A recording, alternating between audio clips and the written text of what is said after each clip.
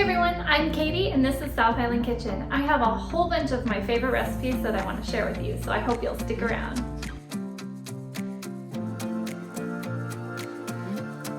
Hey everyone, welcome back to my channel. This is Katie. So my grocery store had a really good sale on strawberries the other day and I grabbed a couple packages. So with one of my packages of strawberries, can you tell what I'm going to make? I'm going to make strawberry rhubarb pie. This is going to be so yummy and it's a perfect summer dessert. And it's actually quite simple to make. So let's get started. We're going to start off by cutting up our rhubarb. I've already washed this. So we want like 1/4 inch thick slices. I have about 5 pieces of rhubarb here.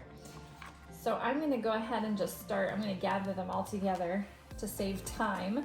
And I'm going to start cutting them in 1/4 inch pieces, 1/4 to 1/2 inch.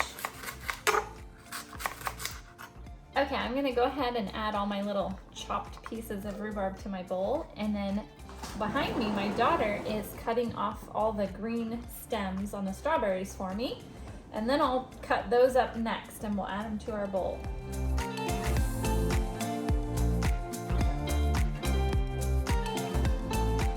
Okay, I have my strawberries and rhubarb in my bowl. I'm going to add 2/3 of a cup of granulated sugar. And I'm also going to add in 3 tablespoons of cornstarch. Now I'm just going to stir this all around. It gets kind of sticky and syrupy as we stir, but that's okay. That's what we want it to do.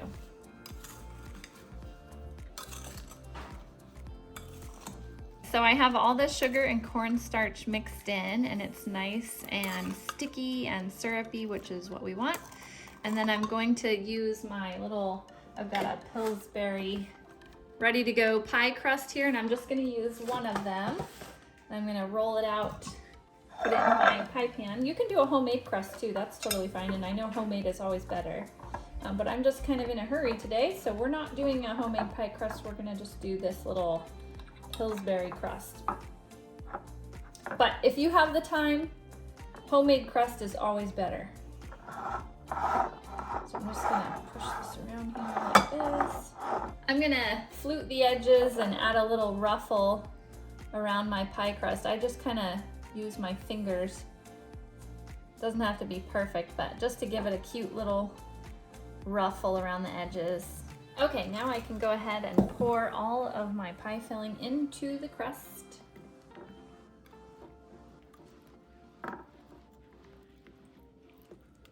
Now we're gonna put together our crust for the top of the pie. So my daughter's gonna help me. Go ahead and add 1 cup of flour to the bowl here. There we go, good. And now let's add 1/2 cup of brown sugar in there. Yep, there we go, perfect. And then let's go ahead and add our cold butter. We're gonna do 1/2 cup of cold butter, so the entire stick of butter. And we've got it cut here into slices. It's nice and cold. We're gonna just add these in, and then we can use our pastry cutter to mix it up. Sometimes I even get in there with my clean hands and just start to scrunch it up with my fingers. Sometimes that's easier, but we will try the pastry cutter to start off.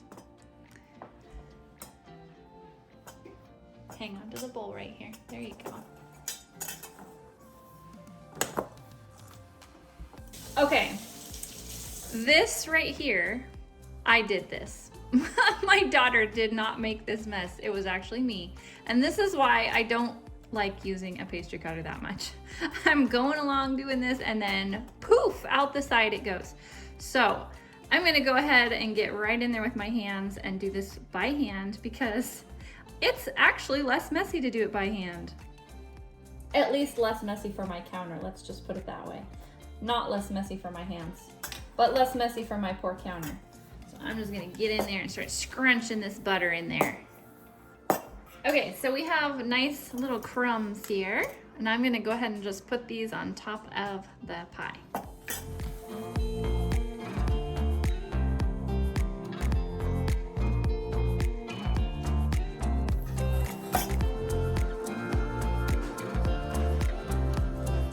Okay, oh, this looks so good.